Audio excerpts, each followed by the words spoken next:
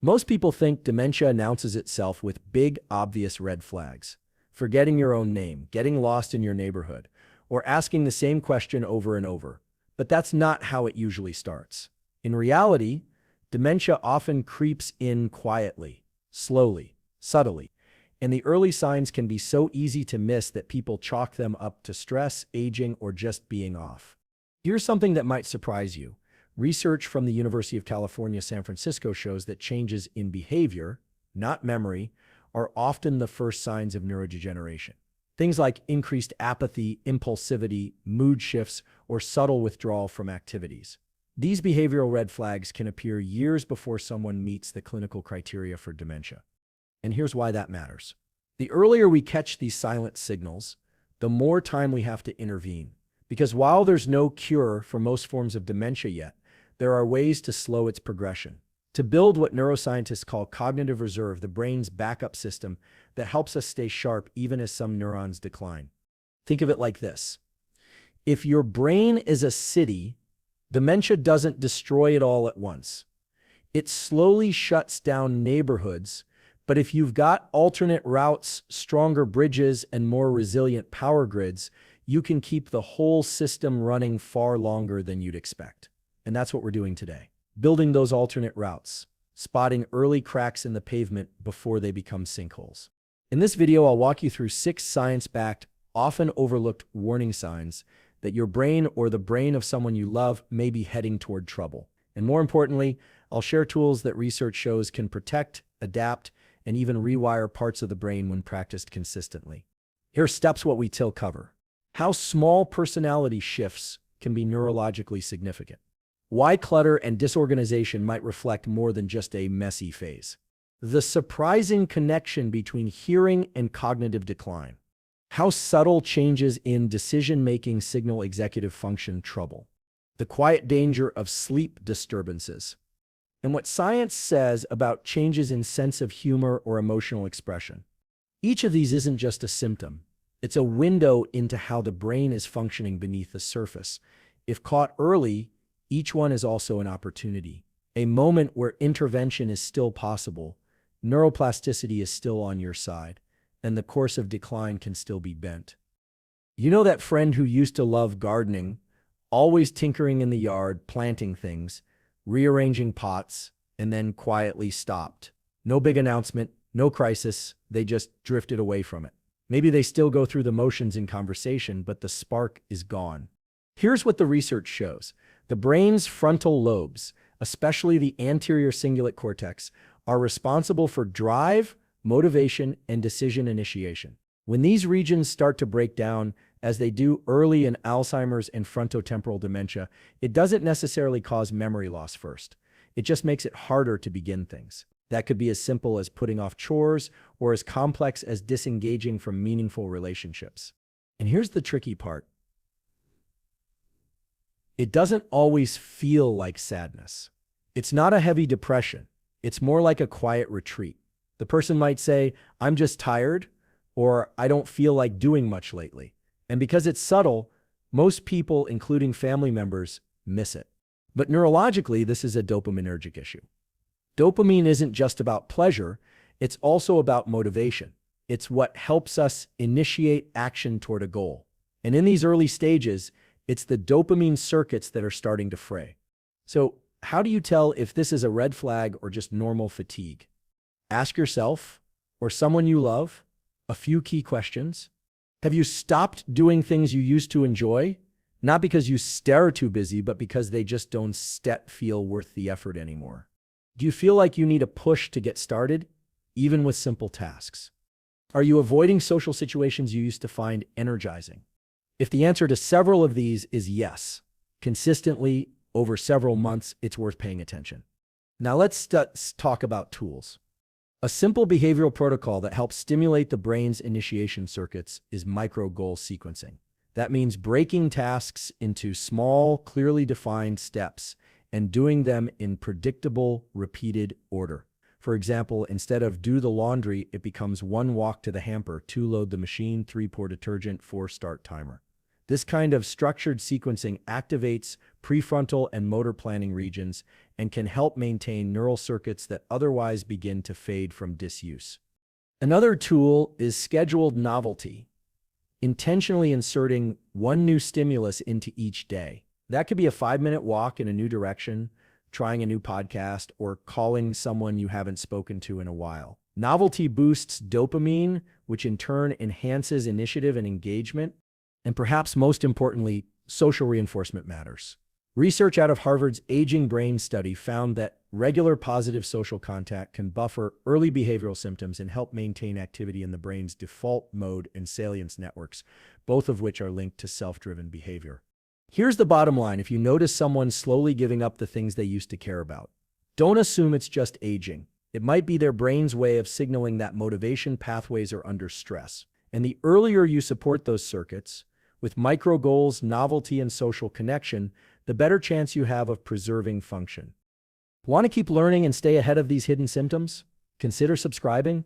We've got more science-backed tools coming up. Let's say someone you know was always the kind of person who kept things in order. Not obsessively neat, but functional. They had a routine, paid bills on time, remembered appointments, and managed the household. But lately, things are starting to unravel. Stacks of unopened mail, missed deadlines, forgetting to refill prescriptions. The house feels more chaotic. There's no crisis, just a growing sense that something isn't being held together. Now, here's what most people assume. They're just getting a little absent-minded, or it's probably stress. But in many cases, what we're actually seeing is the early breakdown of executive function, the brain's ability to plan, prioritize, and follow through. Here's what the neuroscience tells us. The prefrontal cortex, especially the dorsolateral prefrontal region, is the brain's command center for tasks like working memory, organization, time sequencing, and inhibition. And according to a study from Washington University's Knight Alzheimer's Disease Research Center, declines in executive function, like struggling to manage clutter or multitask, can begin well before clear memory loss appears. What this really means is trouble organizing may not be laziness. It may be an early neurologic signal. Think of the brain like a project manager. When the prefrontal cortex is strong, it keeps your cognitive projects moving, deciding what needs to be done, when, and how to juggle different inputs. But when this system starts to misfire, you lose that internal scaffolding. Things pile up, deadlines slip, life feels disorganized, not because you don't care, but because the part of your brain responsible for sequencing and prioritizing is under strain. So what can you do? First, use externalized cognition. In other words, get things out of your brain and into your environment. Whiteboards, sticky notes, visual calendars. What's happening in your brain when you do this is you're giving your overloaded prefrontal cortex backup systems. This helps preserve bandwidth and reduce mental fatigue, which in turn can slow down cognitive wear. Second, apply what's called the 2-minute rule, a concept borrowed from behavioral psychology. If a task takes less than 2 minutes, do it immediately. Why this works? It offloads small decision loops from your executive network, preventing backlog and decision fatigue, two things that strain vulnerable prefrontal regions. Let me ask you, have you ever walked into your kitchen, seen a pile of dishes, and immediately forgotten why you came in? That's not just distraction, that's your brain's executive system hitting friction. So if you or someone close to you is starting to feel overwhelmed by tasks that used to be second nature, that's worth listening to. It might be the prefrontal cortex asking for support. And the tools we've just covered, externalizing memory, using micro habits like the 2-minute rule, and reducing clutter, can help stabilize that cognitive scaffolding. If this insight is helpful, and you want to keep learning how to support your brain at any age, consider subscribing. There's more practical neuroscience coming in the next sections. Next, we're going to explore something that sounds unrelated: hearing loss, and why it may be one of the most underappreciated early drivers of cognitive decline. You might not think much of it at first.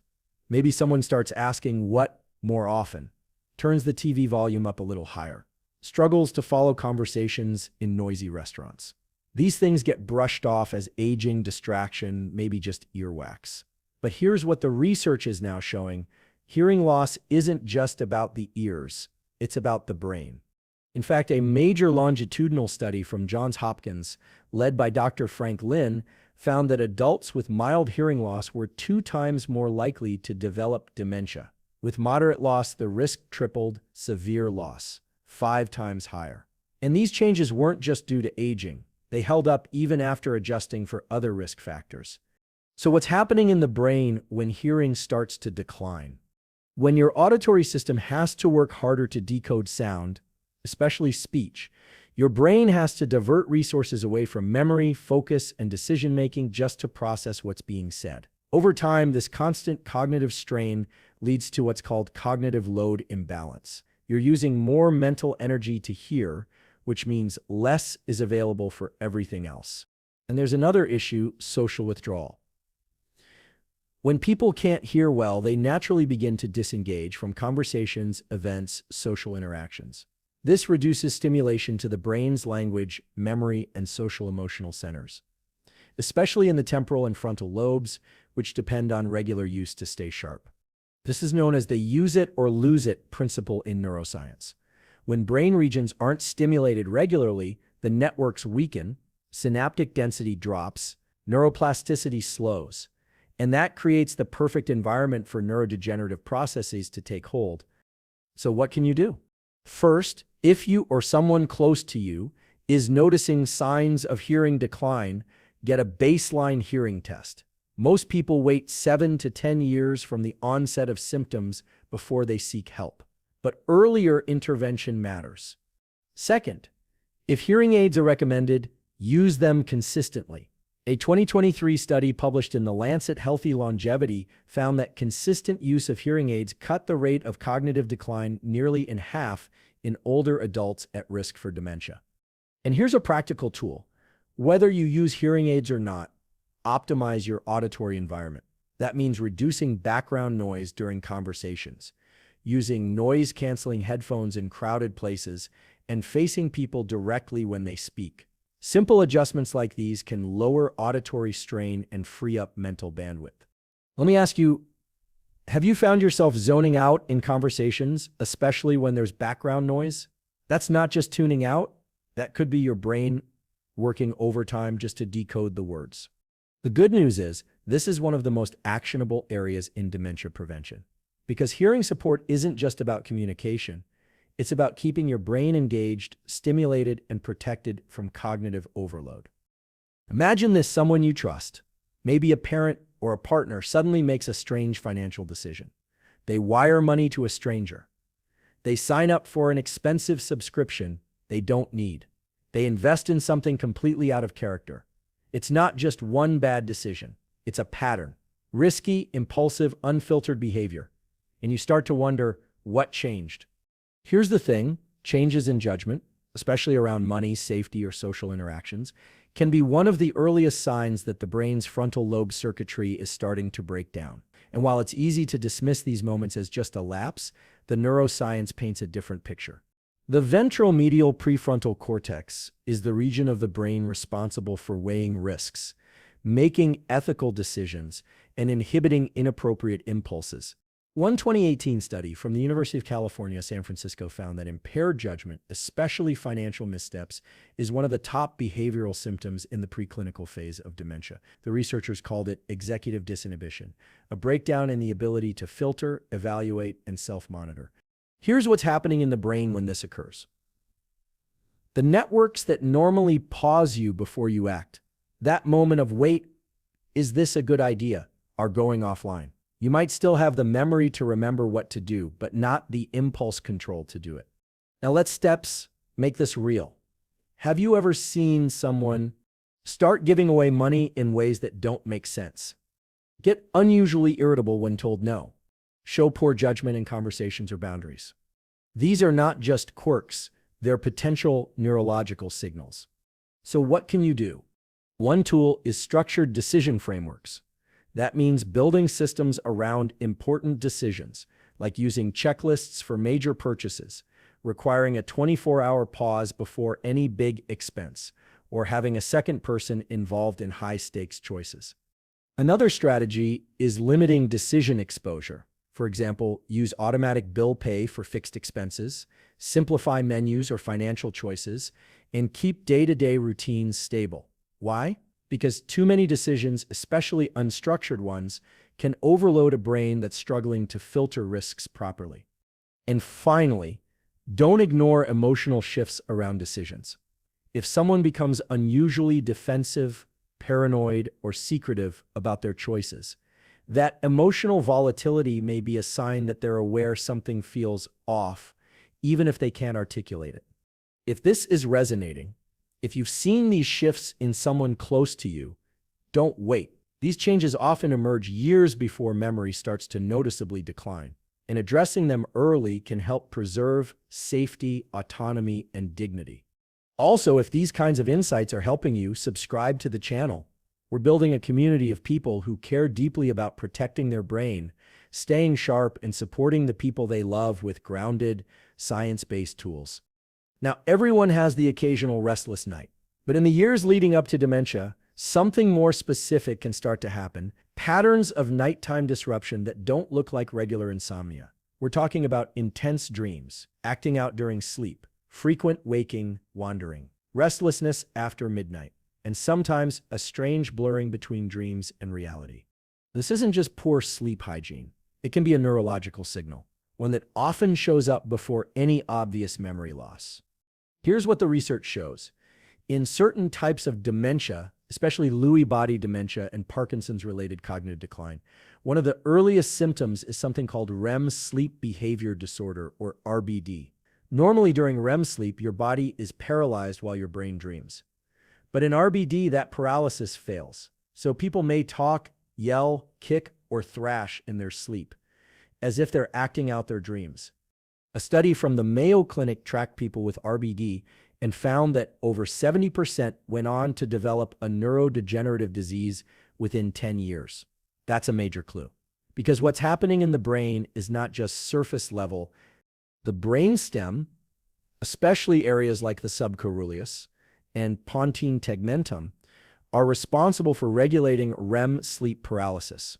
These same areas are among the first to be affected in synucleinopathies, the category of diseases that includes Parkinson's and Lewy body dementia. So when sleep patterns change in these specific ways, it's not just about poor rest, it's a neurological foothold. And even beyond RBD, general sleep fragmentation, frequent waking, early morning restlessness, or difficulty entering deep sleep has been tied to increased accumulation of beta amyloid and tau proteins, the hallmarks of Alzheimer's disease. According to a 2017 study in Brain, disrupted deep sleep can reduce the brain's ability to clear these toxic proteins, essentially speeding up neurodegeneration. Let me ask you this. Have you noticed someone's sleep changing? Are they pacing at night, waking up confused, or having strange, vivid dreams they never used to mention? This isn't just about comfort. It's about cognitive preservation. So what tools can help? Second, reduce blue light exposure in the 2 hours before bed. Light hitting your retina, especially shortwave blue light from screens, suppresses melatonin and disrupts sleep architecture. Try using dim lighting, warm bulbs, and if needed, blue light filtering glasses in the evening. Third, consider a wind-down ritual. Not just turning off screens, but creating a 20-minute buffer of calm light stretching, slow breathing, even listening to calming music. These help activate the parasympathetic nervous system and signal to the brain. It's time to transition into sleep mode. And if vivid dreams or nighttime activity are persistent and unusual, bring it to a neurologist's attention. Because while the brain may not be showing daytime symptoms yet, what's happening during sleep can offer a glimpse into its deeper health. Up next, we're going to look at something even more subtle: how a shift in someone's sense of humor, or the way they express emotions, might actually be the brain's limbic system starting to fray. Sometimes the most telling signs are the ones we feel, not the ones we measure. You might notice someone laughing at things that aren't funny, or laughing at the wrong time. Jokes that once made them chuckle now fall flat. Or maybe it's the opposite. Their face stays blank during emotional moments. They seem less connected, harder to read. You tell yourself they're just tired or they've changed. But deep down, something feels off. What the neuroscience tells us is this isn't just aging. It could be the early erosion of the brain's limbic and emotional regulation systems, especially in the right anterior temporal lobe and orbitofrontal cortex. In frontotemporal dementia, FTD, for example, changes in emotional expression or humor can show up years before any memory issues.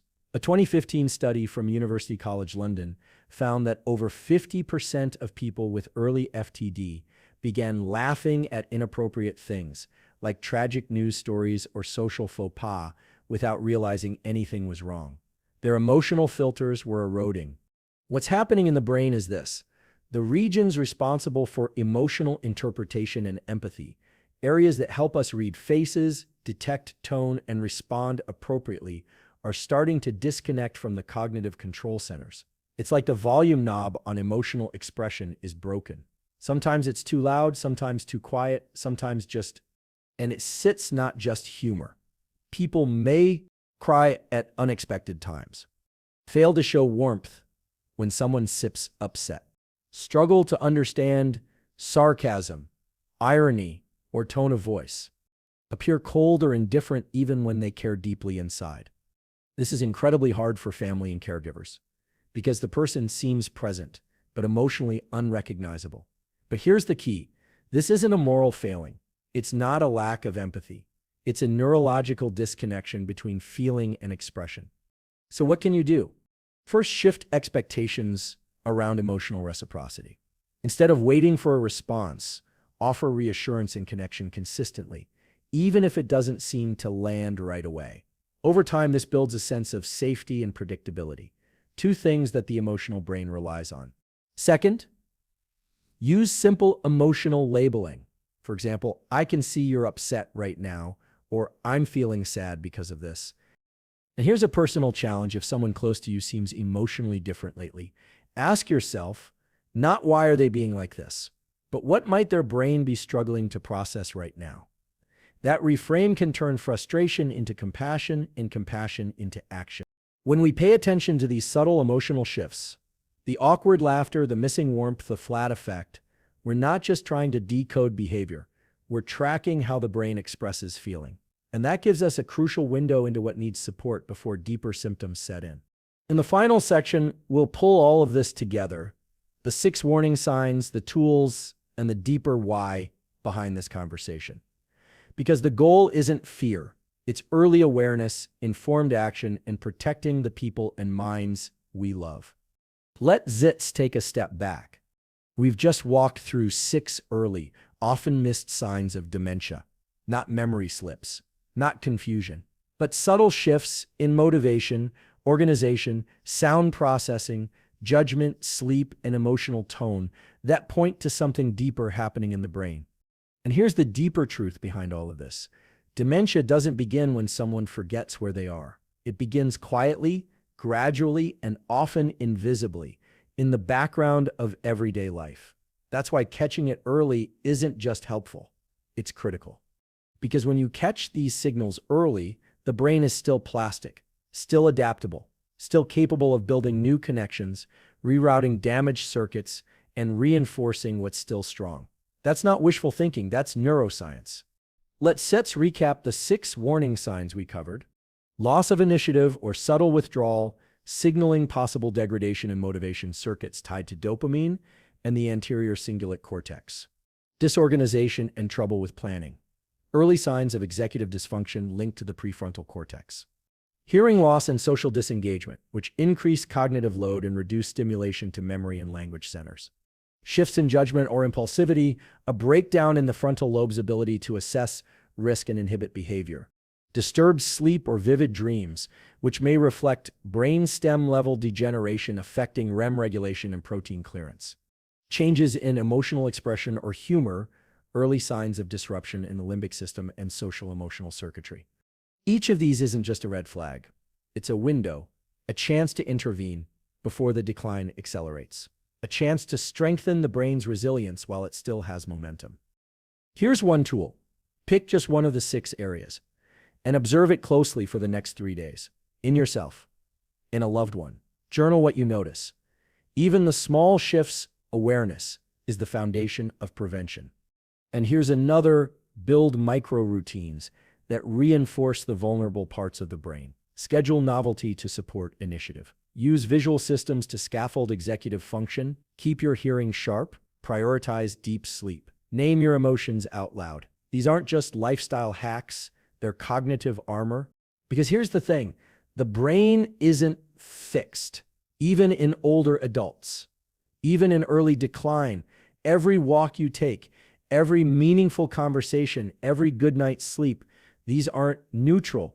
They're neuroprotective. They're investments in future clarity, presence, and connection. And if you're watching this not for yourself, but for someone you love, remember your attention to their early signs might be the very thing that gives them more time, more agency, more of who they are for longer. This isn't about fear, it's about dignity, about staying informed. So you can act with clarity and compassion before you're forced to act in crisis. If this message resonated with you, if you want to keep learning how to protect your brain, sharpen your focus, and support the people around you with practical science-based tools, consider liking the video, leaving a comment with your thoughts or questions, and subscribing to the channel. You're not just joining a channel, you're joining a movement toward empowered, science-informed living.